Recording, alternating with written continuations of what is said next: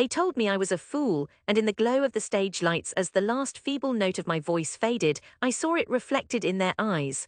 Rows of faces, some impassive, some tight with boredom, a few mouths tugging with half-suppressed smiles. The investor pitch events in Seoul always had a particular energy, the hush of anticipation before someone's dream unraveled in public. My slides had stuck. The clicker's battery stuttered out mid-sentence. My hands went clammy. I tried to joke, I tried to conjure hope.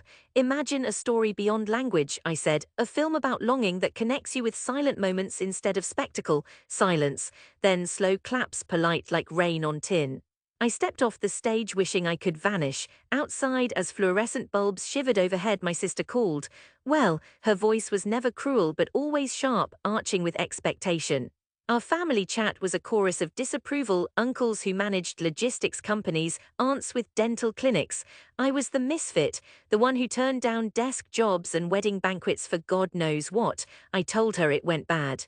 She sighed, and I could see her frowning back home, probably in the kitchen, chopping radish with that nervous rhythm. She didn't offer comfort. Mom says you can always come help at the restaurant. I hung up before the sting grew. My reflection in the glass doors was thin, about to buckle. The streets of Gangnam outside throbbed with Friday night energy, neon reflected in the puddles. It didn't matter to the world that I had a story burning inside. I walked past clusters of laughter and leftover school uniforms, through side alleys where ajumas dumped buckets of soapy water down the gutters, and tried not to feel the scorn. At home, my rented room barely wider than the cot, I sat cross-legged by the window, phone buzzing with group chat messages. Why do you waste your time? Didn't you see how people laughed at you? You're embarrassing yourself and us. I didn't answer. I scrolled through my pitch deck trying to find the place where it all failed. Just a story about two brothers at a riverside drifting apart. How could I have believed this mattered? The next week, I went to my family's apartment in Noan. Shoe racks crowded each other in the narrow hall. My mother stood at the stove, face sweating over a pot of kimchi jjigae. My father grunted hello, never looking up from his phone. Everyone ate in silence except for an uncle who finally asked, "How's the movie star?" Laughter chimed around the room. I felt myself shrinking, shoulders curling in. My niece, all of 7, looked up at me with wide, pitying eyes. "It's not about being a star," I tried, the words brittle. "It's just telling stories." "Maybe you can tell your stories at the beef stand near the market," my mother sighed. "At least then you'll bring in money." They asked what I was doing for rent. I lied, pretending I was editing commercials for friends, cash under the table. My father's jaw worked, the line between his eyebrows digging deeper. After dinner, my sister pressed folded bills into my palm when no one was looking. "Just in case," she whispered. I took them, not trusting myself to meet her eyes.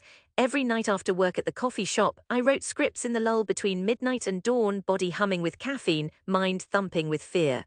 I couldn't shake the scene from my mind, 2 boys barefoot by the Han River, skipping stones, learning how distance grows wordlessly. I sent the script to grants one after another, only to get template rejections. "We regret to inform you." My bank balance slipped toward zero. I pawned my mirrorless camera, skipped lunch for days. At night, I wondered if my family was right, if I was only a joke, a ghost following a nonsensical dream. Months blurred by, friends stopped calling, the barista job burned me out, but I stayed for the free drip coffee and the leftover pastries. I told no one I sometimes split milk packets to make oatmeal for dinner.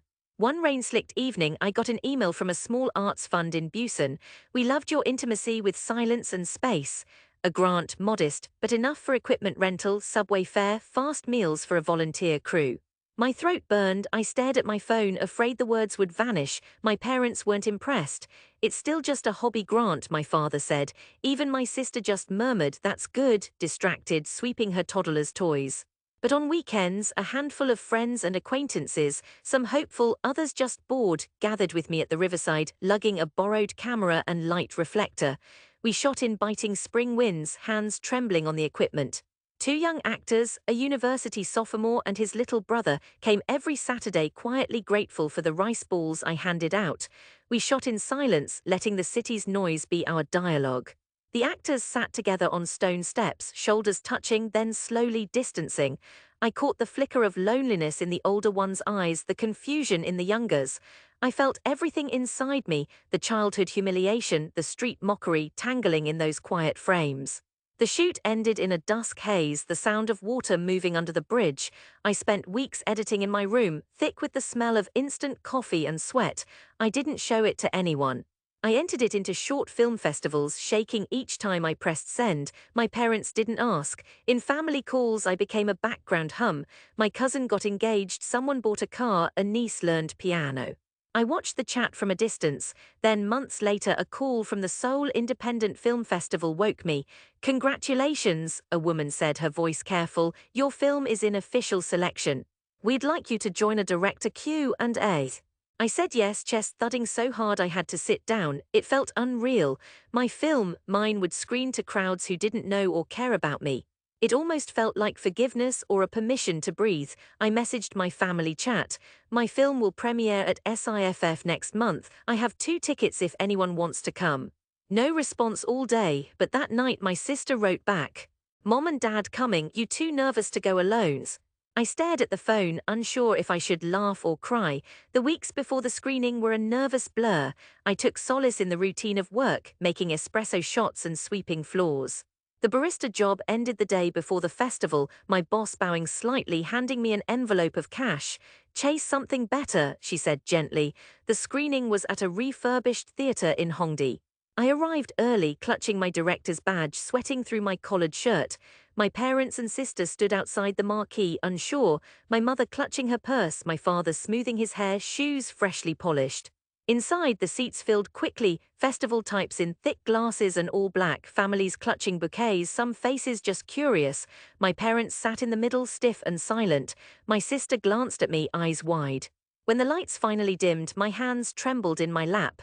The opening shot flickered onto the screen, the Han River, silver beneath a bruised sky, 2 boys sitting in the hush of morning. It was 20 minutes long, barely an episode of a TV drama, but I felt every heartbeat of the runtime as the audience stiffened, then quieted. People leaned in.